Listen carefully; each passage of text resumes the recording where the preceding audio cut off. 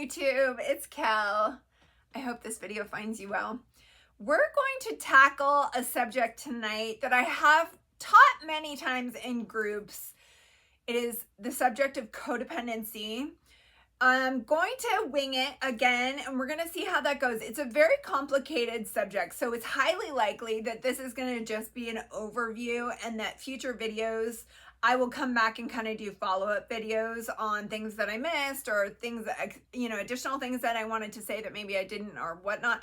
But I just want to cover a basic kind of overview of what codependency is, because a lot of people struggle with it, whether they know it or not. And I want to talk a little bit about what it is, where does it come from, what are some symptoms of it, how do you deal with it. So we're just going to tackle at least a few of those in this video. And like I said, whatever I don't cover, if it comes to me later, I'll do a future video on it. But first of all, let's talk about what it is. Okay, that verb or that word is thrown around all the time.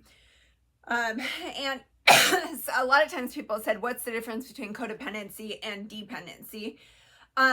So the term codependency, I believe, originally originated in like Alcoholics Anonymous or 12-step programs. And so it originated in context typically with someone who suffered from addiction. And it was meant to be the person who was enabling addictive behavior, however, it has come to really mean any behavior that is dependent on another person for their own happiness. So really, to me, there isn't a huge difference between codependency and what I would call like excessive dependency on other people, or like some people like to say codependency is relationship addiction, or like just it's basically, one person's, like, one definition I heard was if you're codependent, then on your deathbed you're gonna lay there and reflect on your life and watch somebody else's life pass before your eyes, which I just felt like is such an accurate way to define codependency. And you know it if you feel it, which is basically you spend your whole life living for other people to such an extent that, often we'll get into like what the symptoms are and whatever, but you give to the point of resentment, expecting others to then give in reciprocity to make you happy instead of just making yourself happy, things like that. So we'll get into it, but let's first talk about, so it's basically external focus, and like if I just give enough or if I just do enough out here, then it's going to come back to me and make me happy, and let's talk about where that comes from. So typically, although it can develop in adulthood, if you're like in a relationship with someone who struggles with addiction, you might fall into like, well, if they just get sober, then we'll be happy. If they just are healthy, then I'll be happy. You can do that, but typically it's rooted more in childhood, where you grew up in some kind of childhood pattern where you had some volatility, or the word I would use is like inconsistency or unpredictability in the family, to where you had to start reading the signals out here and kind of start to get kind of semi-hyper vigilant about reading your external environment, predicting the cues, trying to make sure everything is okay in order for you to then feel like, okay, I can be happy now, So it basically shifted from like an internal focus on like, kids growing up should be able to just kind of relax and have an internal focus of like, yeah, I'm having fun. And, it's carefree. So like, I'm allowed to feel all my feelings, to if you have an addict parent, or you have so codependency can often stem from if you have a very angry parent, and so you end up reading like their moods a lot, and so you end up going into a zone of like, I have to be perfect to make sure that they don't end up in a bad mood, that can be codependent behavior, right? So now again, I feel for these childhoods. I don't, and the parents are never typically meaning to be malicious developing this type of behavior. But it just happens in a family pattern that is inconsistent, unpredictable, volatile, where like a child doesn't know what to expect. So they can go into caring more about what the other people around them think, feel, and it comes from, typically, I'll be honest, like a very caring heart to want to see the other people around you happy, healthy, in a good mood. And so it starts out there. Okay, that's typically or you might see a parent suffering from depression or something, you know what I mean? So it just starts out from a desire of like wanting the best for others to the point where you sacrifice your sense of self.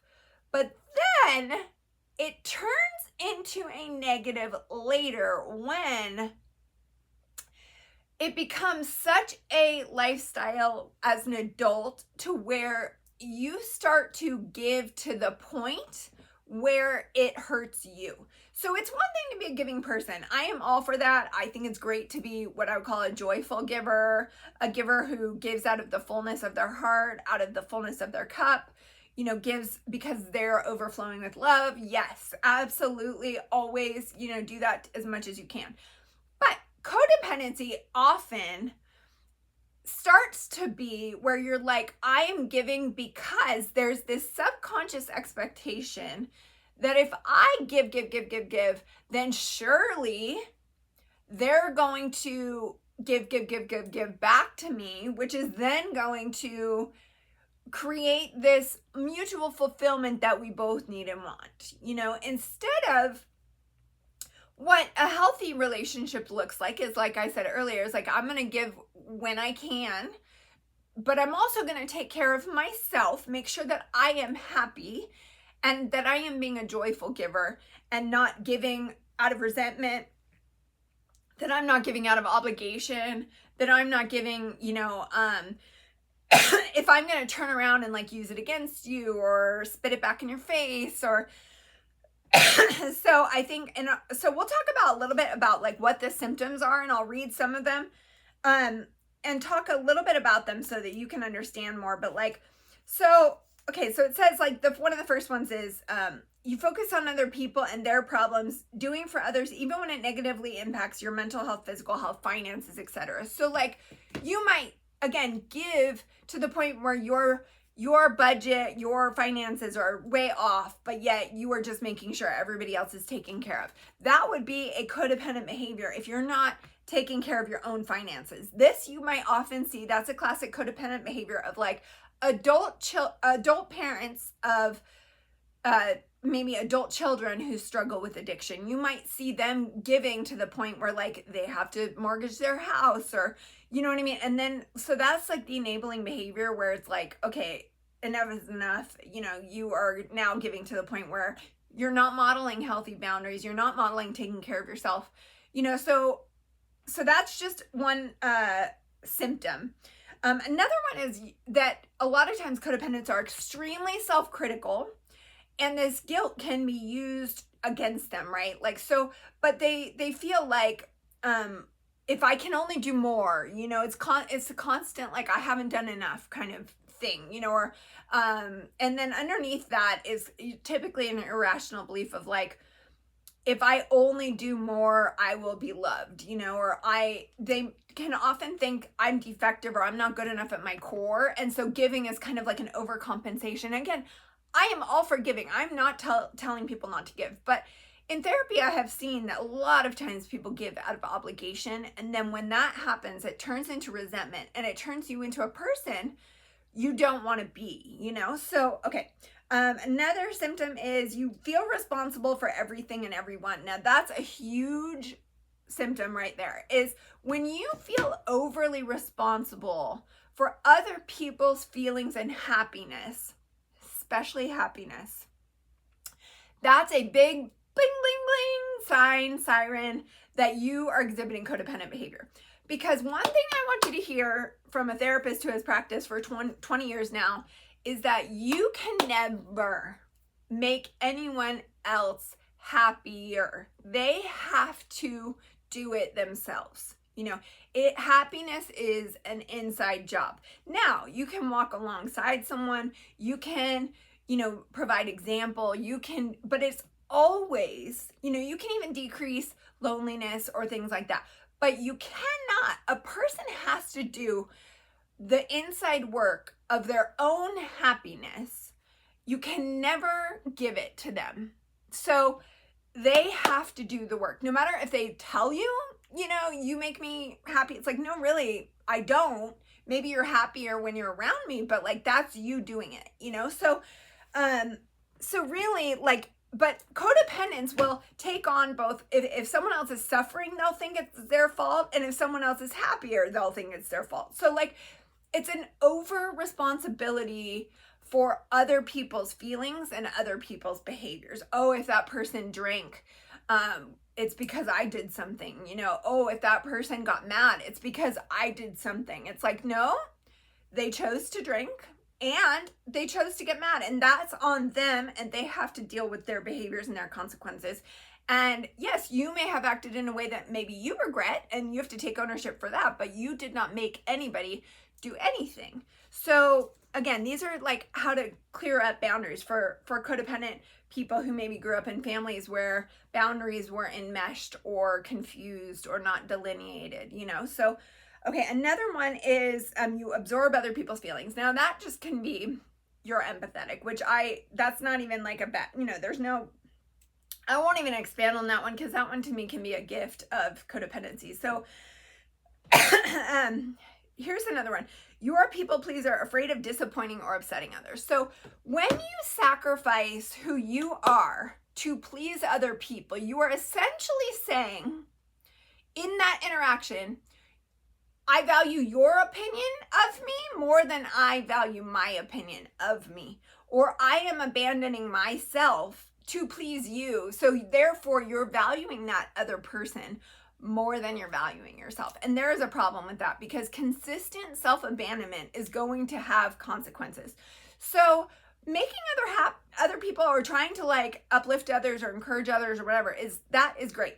But when you do it at the expense of yourself, or when you do it when you're not being true to yourself, you are abandoning yourself, and there's going to be consequences of that. And when you honor other people and you don't honor yourself, now again, it's one thing to honor other people and honor yourself, which I always think is the best way to go. If you can do that, do both. You know what I mean? But if it's people pleasing at the expense of yourself, then there's going to be problems. So, okay, so typically one of the problems is that there's going to be resentment because you're going to do that with a subconscious expectation somehow, whether you know it or not.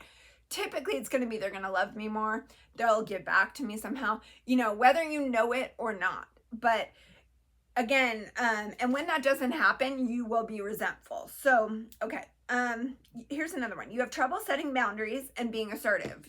So if a codependent is disrespected, a lot of times they have a hard time verbalizing that, or verbalizing their needs, or verbalizing if they're hurt. It's hard for them to say those things. Hey, when you did X, I was hurt. Hey, when, I've noticed that in myself, I need Y. I noticed that in relationships, I need Y, or I need Z or whatever. So, it's hard. It's funny because they like to be, and I'm just being honest, as a recovering codependent myself, they like to be in what I call like a one-up position sometimes, so it's hard for them to be, so like they like to take care of because they feel like that is where my sense of like worth, my sense of meaning, my sense of purpose comes from. So being in admitting needs is a vulnerable, situation. It either kind of makes you an equal to someone, or it can actually make you feel sometimes vulnerable or like one down. And codependents a lot of times like to like feel in control of everything, like not flawed, because they're overcompensating for a deep sense of probably feeling like defective somehow. And so they like to like feel, and again, I'm generalizing, so I am not saying everyone is like this. This is just generalizing, because they like to feel like my sense of purpose is helping people or serve, it can be serving people, but still it can be like in the form of like, is subconsciously like better than, you know what I mean? So again, And so when you say things like that hurt me, or I have needs, or, sometimes I just will say in treatment for codependency, it is a very good thing to say those things, because it can just get you in touch with, like, we're all equals. Again, we all only have the power to make ourselves happy. And so when you say, I need X from this, you're acknowledging, like, I need to take responsibility for my own happiness, And so, again, that's something, like, you can't give it to me, but I can take responsibility by asking for what I need here, So, and again, that comes very unnaturally to people who have been codependent. Now, that's probably because, again, if they grew up in a family where, if they had addiction with a parent, or they had, if they felt like the invisible child, or they had an angry parent, or whatever it was, typically their needs went unheard.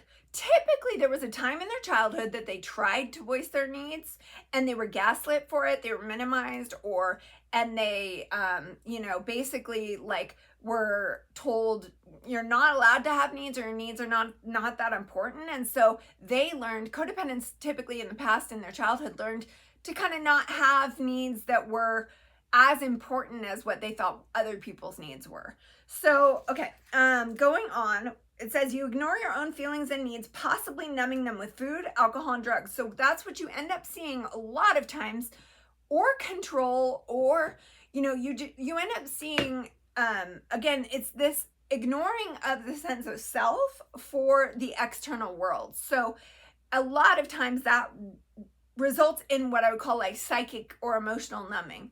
So it's like, I'm going to care so much about your feelings here and your sadness or your depression that, gosh, I'm not even going to pay attention to my own brokenness, my own sadness, my own anxiety, whatever it is, that, like, oh gosh, but let's talk about yours, but let me just push down mine and not even think about it. Let me just focus on yours, because that's easier. I don't have to sit in my own stuff then, that's kind of like how a codependent thinks.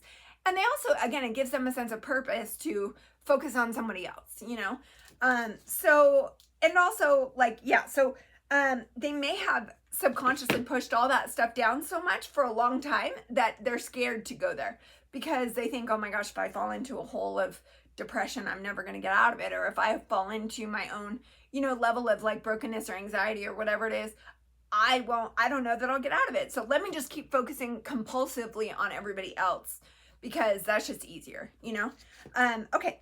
And then, so you can act like a martyr. I can't tell you how many times in sessions I have heard people say, well, I did such and such because I had to. And, like, a lot of times I will catch them and say, okay, let's talk about that. Like, did you have to?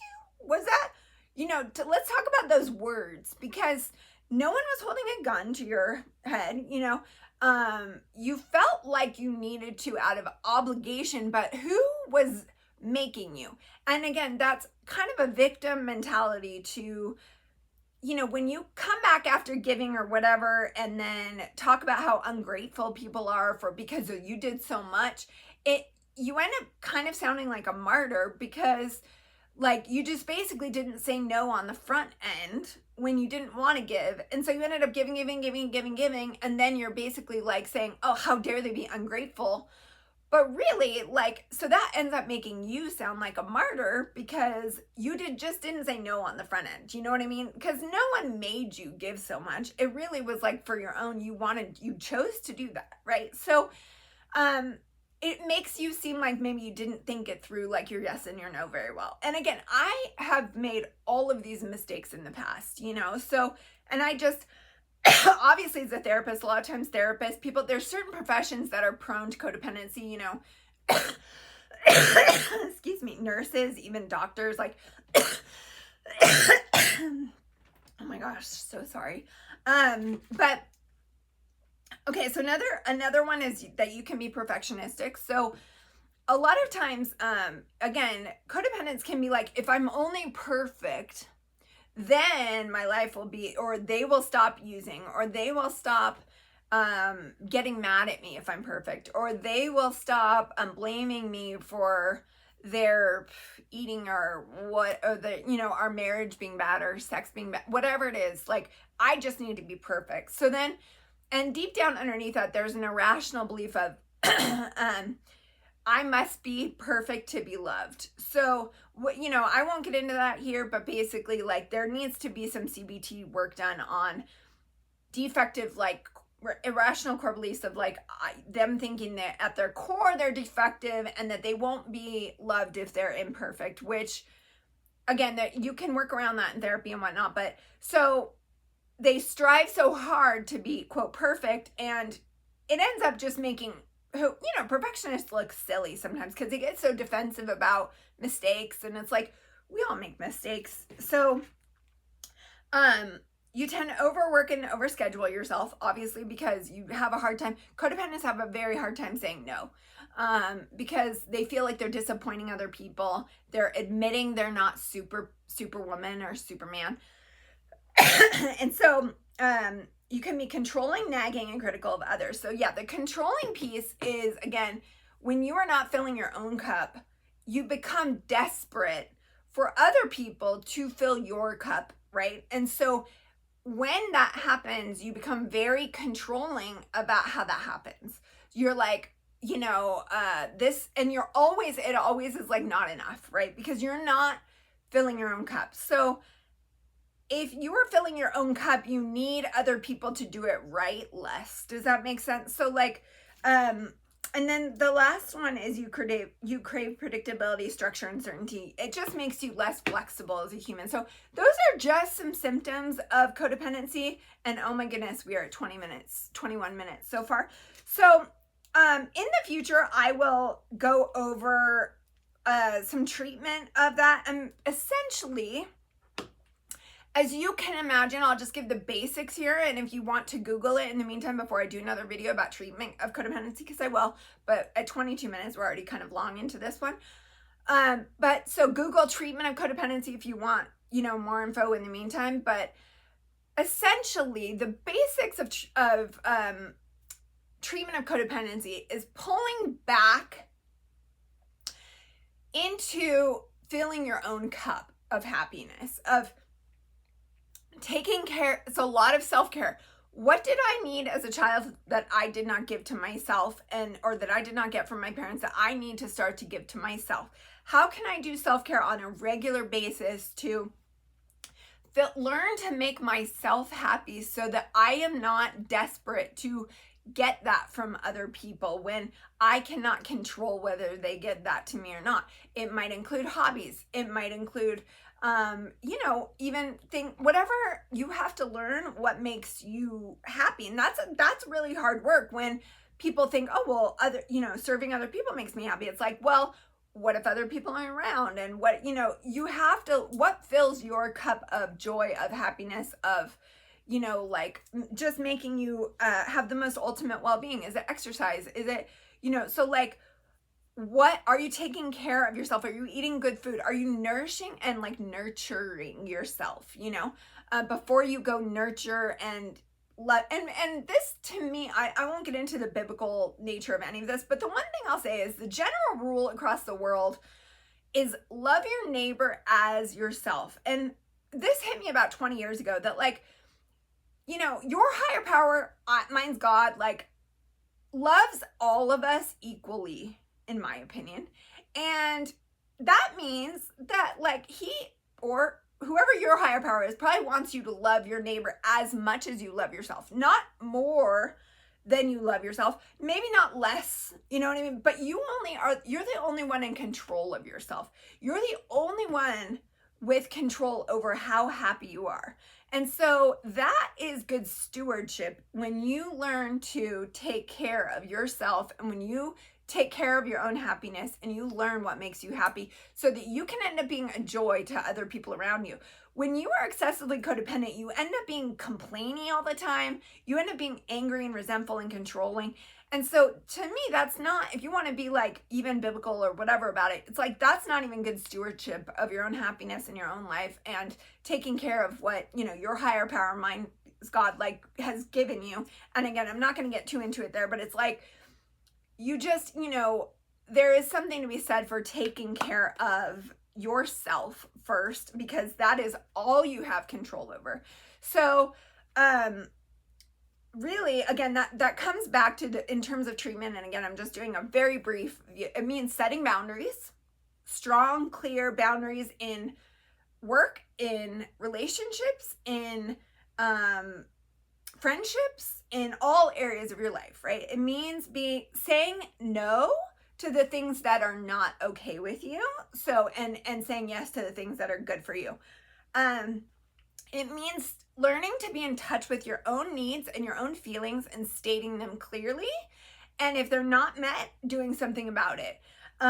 It means really learning to identify your own feelings as much as you can identify other people's feelings. And when you're not feeling happy, taking responsibility for that yourself instead of blaming it on other people. It means identifying whether your relationships are adding to your life, and if not, what do you need to do about that? You know, are you contributing? Are you putting yourself in, quote, miserable situations? You know, so taking accountability and ownership for your own life. There's a lot of, and part of treatment can be Codependence Anonymous meetings. I mean, there's a lot of things that you can do. So using the coping skills that I mentioned in, I think it was last night's video, is a huge way to just start codependent treatment, you know, on yourself. It's like just learning to self-regulate and not blame other people for your feelings, right? So learning what emotionally safe relationships are, making sure that you're in them, making sure that you're properly, you know, equally supported. So it's an equal give and take, not just you taking care of everybody else. And then if they have one sentence left over at the end of the conversation, they'll be like, how are you? You know what I mean? So I'm going to leave it at that for tonight.